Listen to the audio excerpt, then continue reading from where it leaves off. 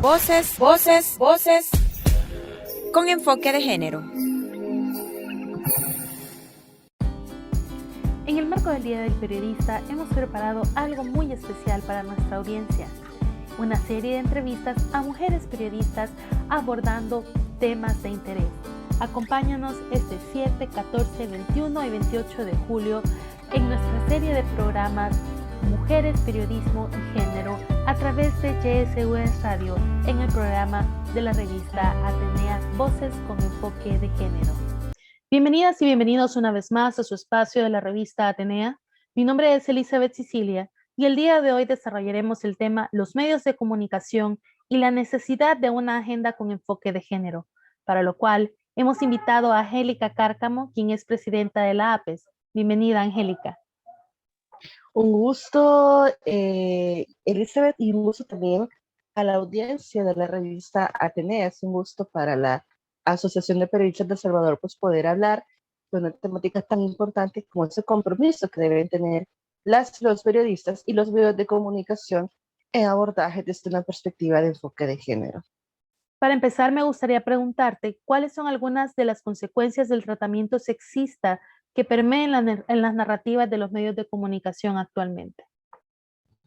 Bueno, lo cierto, Elizabeth, es que hay que reconocer una debilidad en los medios de comunicación en general, y es la inexistencia de políticas institucionales de género.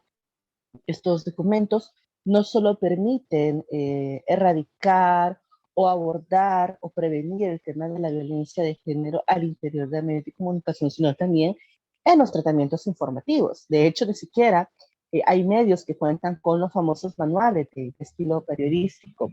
En la medida que no haya documentos que permitan hacer un abordaje de ese enfoque de derechos humanos, pues difícilmente se puede hacer, sobre todo en una sociedad que culturalmente vive en una cultura machista. Es así como, por ejemplo, vemos en muchos medios de comunicación, tanto en prensa escrita, prensa radiofónica, digital o televisión, contenidos que carecen de un enfoque de derechos humanos y de una perspectiva de género. Por ejemplo, el famoso tema de los feminicidios.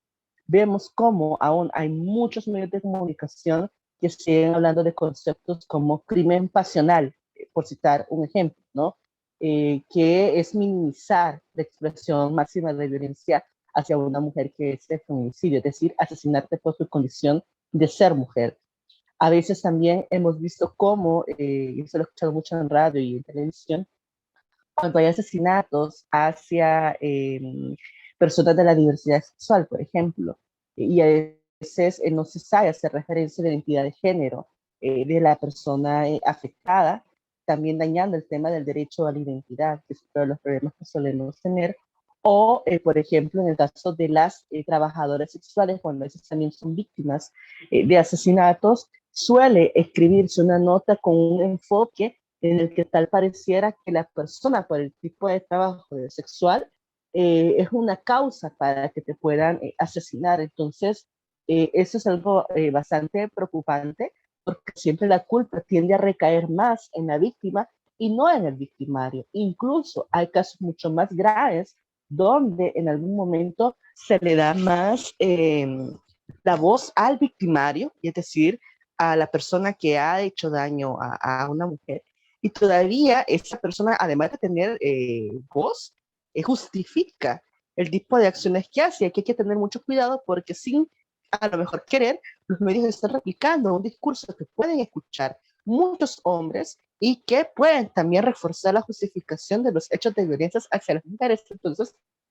sí es bastante preocupante eso, hablando en términos de los contenidos periodísticos, pero si nos vamos en un panorama mucho más amplio, que es el ámbito de las comunicaciones, pues vemos bastantes temas que debería poner la barba en remojo a los medios. Por ejemplo, el tema de los contenidos culturales, como es el caso de las producciones de películas o telenovelas. Seguimos viendo un tema de estigmatización a las mujeres, a veces en roles que encasillan a las mujeres en cargos que culturalmente se asocian a ellas, como por ejemplo el trabajo de la casa no remunerado, o mal llamado ama de casas, o por ejemplo el que hay trabajos que son, entre comillas, exclusivos para mujeres, ¿no? Como el tema de enfermería u otros, o que las mujeres no pueden llegar a tomar cargos de decisión, o el tema de las relaciones de pareja, ¿no? Sobre todo en las novelas o en las películas, a veces los diálogos tienden a girar en torno a que el papel de la mujer es como que gira en torno al de un hombre, ¿no? Que eso también refuerza esos patrones machistas, o los contenidos musicales que también son muy sexistas o misóginos, sobre todo las canciones de reggaetón. Ojo, hablo de las canciones de reggaetón que suelen ser las más expresivas en ese tema, pero aquí ningún género musical se salva. Tenemos desde música ranchera, incluso la música romántica o música de género pop, que tienden a hablar mucho de relaciones codependientes, o que tienden a hablar mucho de querer hacer daño a una mujer, o incluso en los casos más graves de intentos de agresiones físicas o de violación sexual, o en el peor de los casos, la muerte. Entonces, sí vivimos en un entorno donde lamentablemente, y lo quiero reiterar, no hay mecanismos de regulación para subsanar este tipo de situaciones, y tampoco hay mecanismos de autorregulación.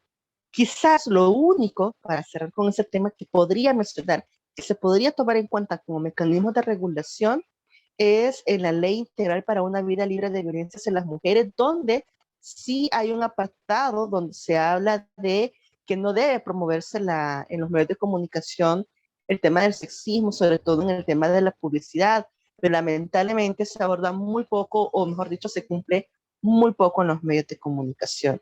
Entonces, sí es un escenario muy complejo en el respeto de los derechos hacia las mujeres por parte de los medios de comunicación. Sigue siendo una deuda en pleno 2021, Elizabeth.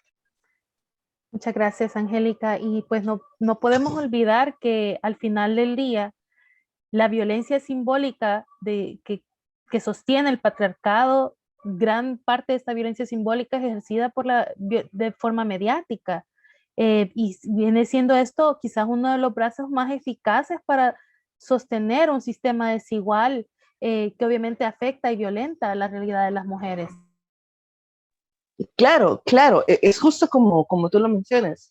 En la medida que yo como una persona, si todo el día paso escuchando, por ejemplo, en la radio, contenidos que hacen ver que la mujer es inferior que el hombre, por ejemplo, pues me lo voy a creer, ¿ya?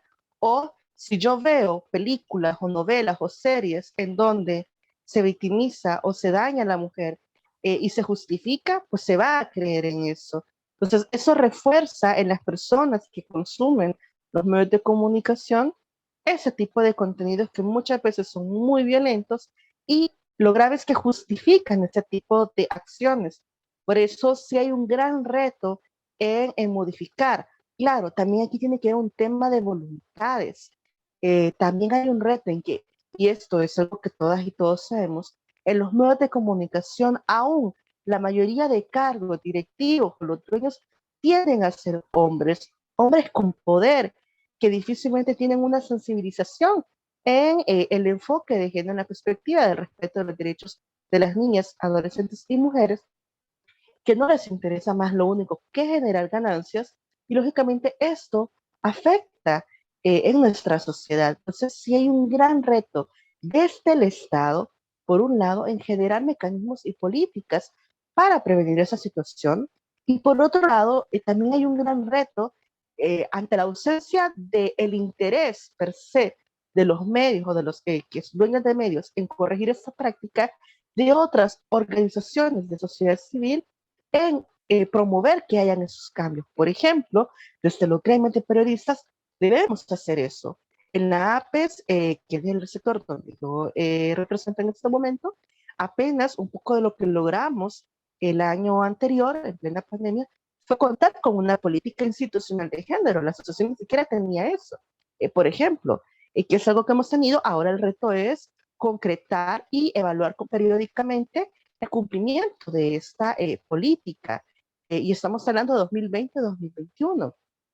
Hemos hablado con algunas organizaciones feministas también de la importancia de generar procesos de formación en la perspectiva del enfoque de género a las y los periodistas, y también cómo impulsar estas políticas institucionales de género en los medios, que sabemos que va a ser un trabajo bastante complejo porque hay mucha resistencia en querer cambiar estos patrones culturales, porque lógicamente quien ejerce el poder, quien domina, difícilmente va a querer ceder esa cuota sobre a las personas a las que está subordinando. Entonces, es un trabajo de deconstrucción que yo me atrevería a decir que nos va a llevar un par de años, o sea, o décadas, mejor dicho, pero que es urgente trabajarlo. Pero eso empieza por una parte, porque los dueños de medios se sensibilizan. Dos, porque quienes trabajamos en los medios de comunicación y ejercemos, por ejemplo, la labor de periodismo, también hagamos pequeños cambios en nuestro trabajo. Y eso también requiere de conciencia y crítica de la realidad. Y lo otro es aliarnos con gremiales de periodistas, de comunicaciones y de organizaciones feministas para poder trabajar en esa apuesta de cambiar las narrativas, que es importante, para que no se siga replicando esos entornos violentos. Exactamente, de igual manera hay una enorme deuda dentro de la academia con respecto al enfoque de género dentro de las narrativas como periodistas y dentro de las agendas periodísticas. Eh, o al menos yo en el proceso académico que tuve durante mi periodo como estudiante, jamás se abordó el tema de género o el periodismo con enfoque de género o el periodismo como feminista, como otra forma de comunicar.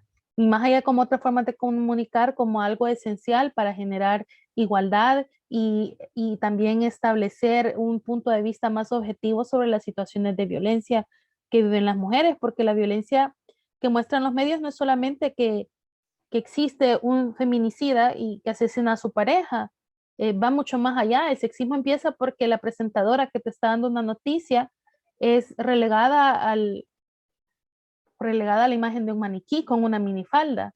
Y las áreas más importantes dentro de la estructura de un noticiero, como una entrevista matutina o como una sección editorial, son asignadas a los hombres, reproduciendo este discurso donde las mujeres somos siempre las antagónicas y siempre terminamos siendo bibelots de cerámica que estamos ahí para ser expuestas y para vernos atractivas.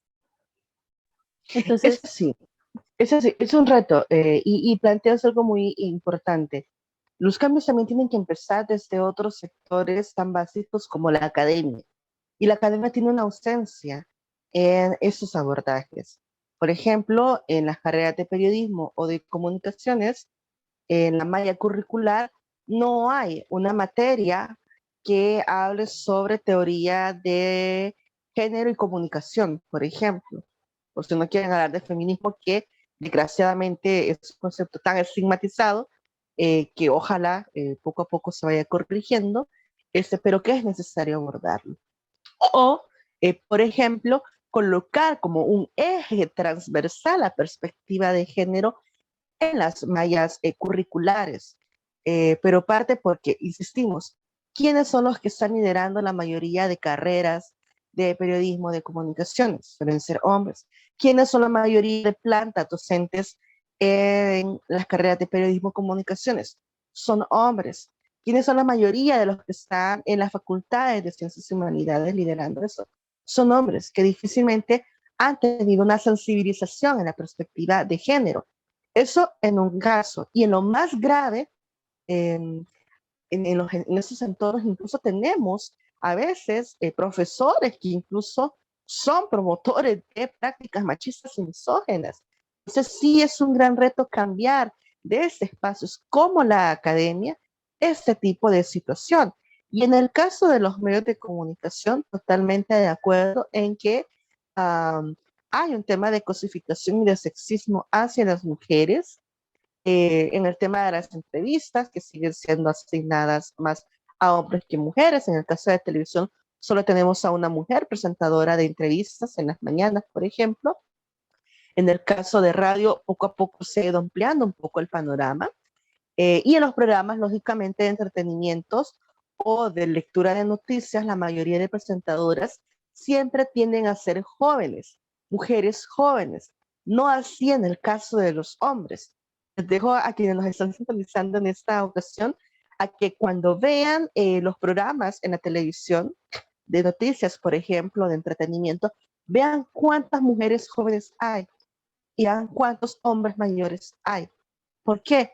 Porque la mujer siempre es vista como eso, un objeto que adorna en la televisión y a la que se le exige mucho más en cuanto a imagen, en cuanto a juventud, para poder estar frente a ese espacio, ¿no?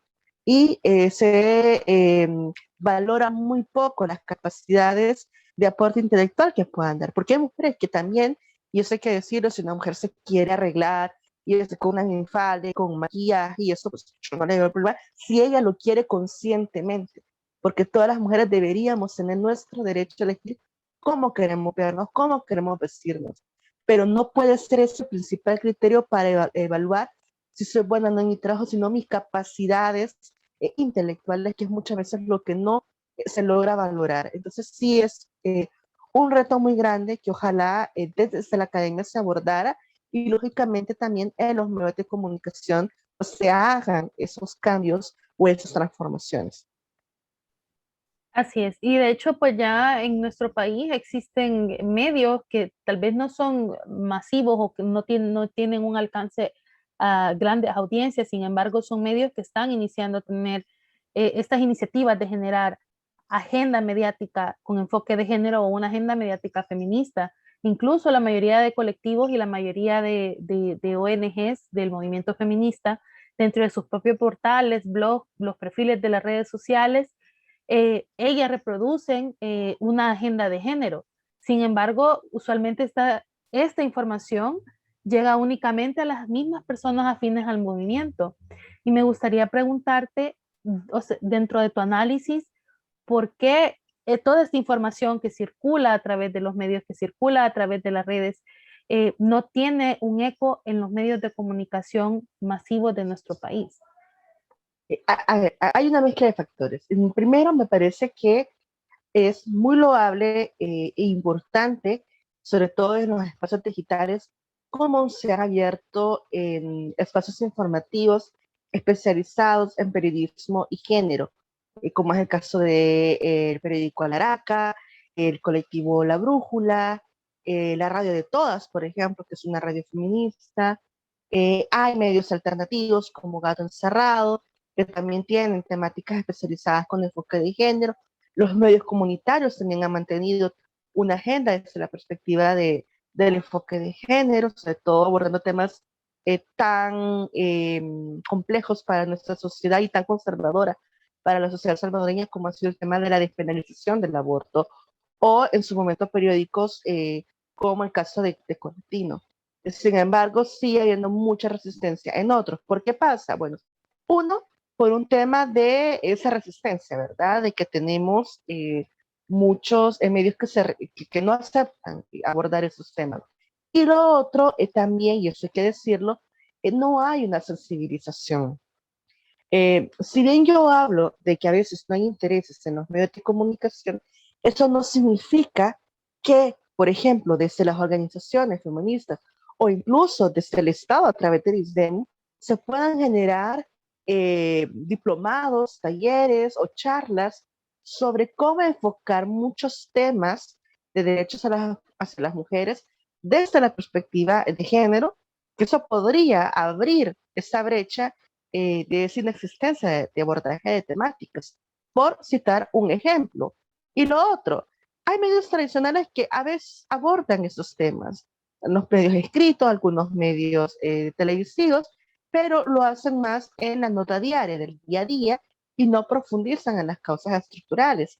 Acá, en mi opinión, otro de los retos es cómo, además de la formación, también se logran generar incentivos para que haya más producciones alternativas. Por ejemplo, se podría replicar en este país el generarles becas o subvenciones a los periodistas o a los medios para que puedan abordar esas temáticas. Por ejemplo, hablemos de feminicidio. ¿Qué se entiende por feminicidio?